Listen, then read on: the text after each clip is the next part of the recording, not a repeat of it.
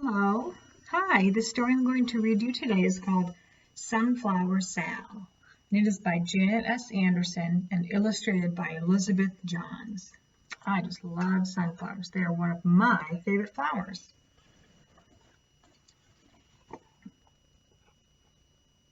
Sunflower Sal. Oh, and look. Oh, that's beautiful.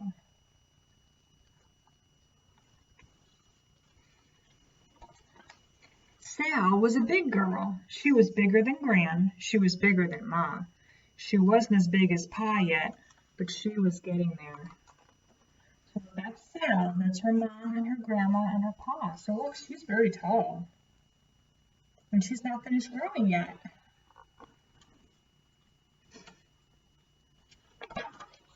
How's my big girl? Pa would ask proudly when she'd bring the cider jug out to the fields in the afternoons. Good, Pa, Sal would reply, because mostly she was.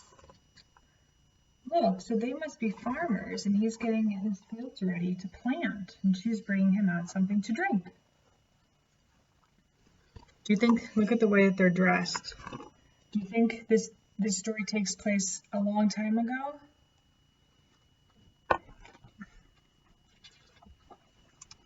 Mostly Sal liked being big. She could reach the best apples in the orchard and shake the most nuts out of the hickory tree. She could jump ditches and rescue kittens and swim to the blackberry patch across the river in no time flat.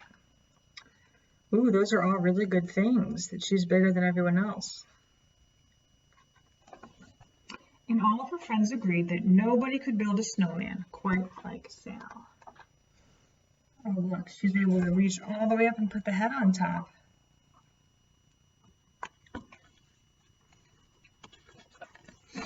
But sometimes, she said to Pa, I think I'm just too big.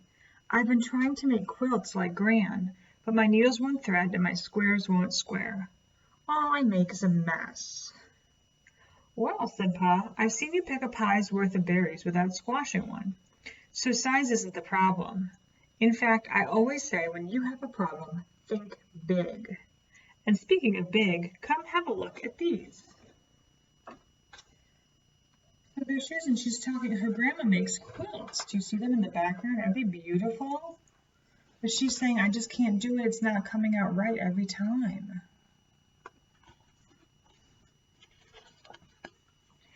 There in a sunny spot behind the barn was something to look at, all right. Sal looked up and up and up some more. Giant sunflowers, said Pa. Look at those seed heads. We'll be eating those seeds all next winter. But Sal wasn't looking at the seed heads.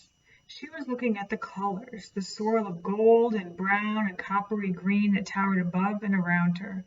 It was so beautiful she almost couldn't breathe. Pa, she said when she could finally speak, could I have some of those seeds? Could I plant them? Sure, said Pa. Plant as many as you want. So this is what's called the seed head, this brown part. And if you see a sunflower, that's where sunflower seeds come from. And all of those little bits are seeds.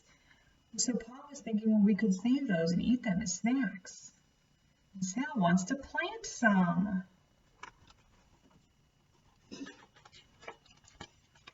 Sal did. The next spring she planted a big patch beside the back door. Sal, said Ma as the summer slipped by, they're real pretty, but I can't get out. Try someplace else. But look, they're so big, having trouble leaving.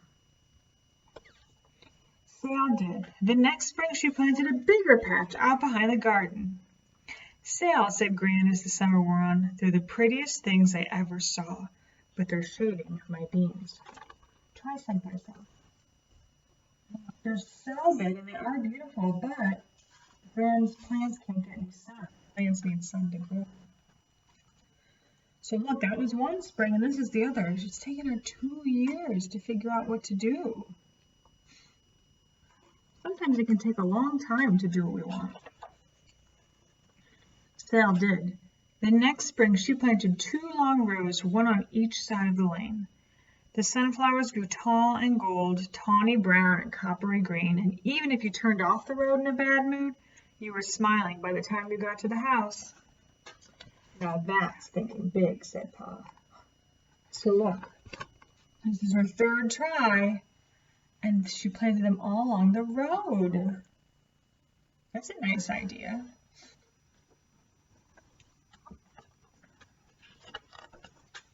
But it's not a quilt, said Sal. And the next winter she tried one more time. But her needle still wouldn't thread and her squares wouldn't square. I'm just too big, she said to Gran. Too big and too clumsy. Gran shook her head. Can't be that, she said. I've seen you plant a row of seeds without dropping one. No, Sal, it's just that your talent isn't sowing. It's sunflowers. Stick to sunflowers.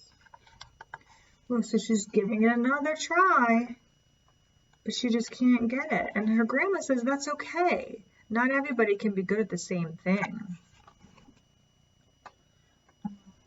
Reading and Pa's playing his fiddle or his violin.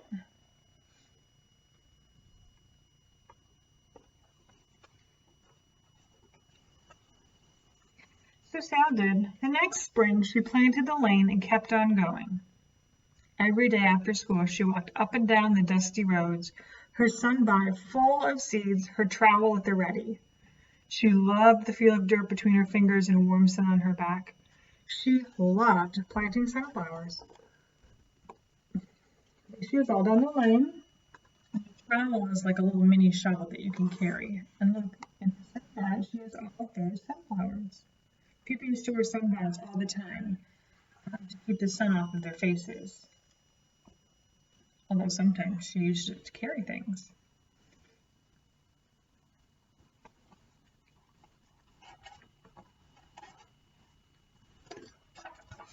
All summer she watched them grow, and as they grew, the corn slowly ripened, the tomatoes fattened on their vines, and the hayfields readied for one last cutting. Watermelon, and look, you see the tomatoes and the corn getting ready.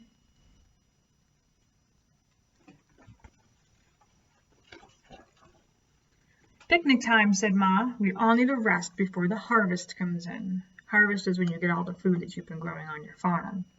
Where should we go, Sal? Asked Pa. Think big.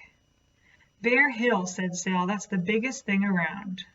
They hitched up the team and filled the wagon with baskets of food, jugs of cider, and Gran's old quilts for sitting. So look, before they have to work really hard, they're going to take a little picnic. Wearing sunbonnets.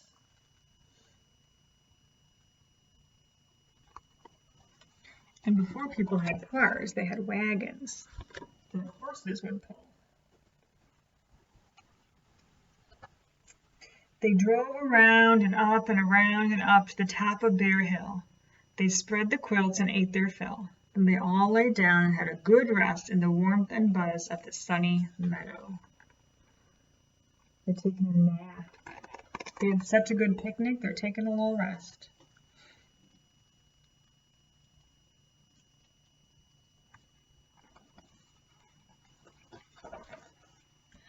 Just before leaving, they walked up the steep trail to the peak. They looked down.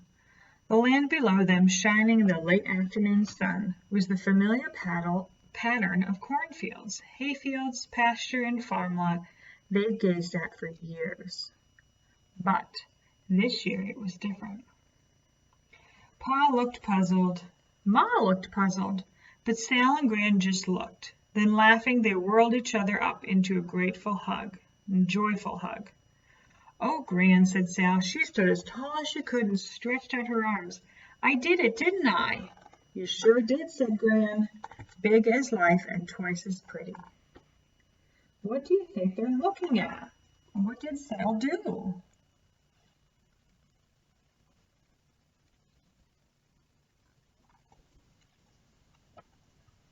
The patches of farmland were outlined now by threads of gold and tawny brown and coppery green. The land itself had been stitched together by sunflowers. All around, everything is sunflowers. Who planted all those sunflowers?